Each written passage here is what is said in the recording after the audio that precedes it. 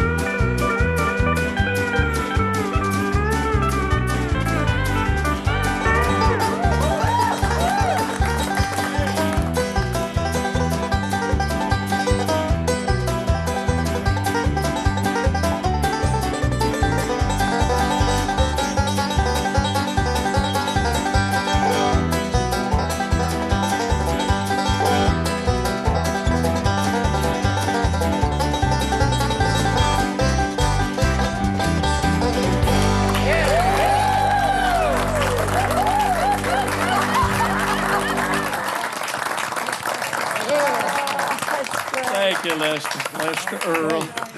I hope you take that in the way it was intended as a tribute to you. That's good picking. Just a way of us saying thank you for all you've done for I appreciate that. our music business. I enjoyed that.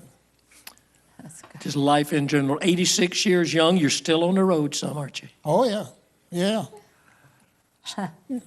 Get me a fast walking stick and I can keep up with that. Thank you for coming here and sitting in this circle today. Earl Strait. Sharon had her hand up, and I was just going to say... I was just going to tell you, we lived in Arkansas for 9 years before we moved to Tennessee.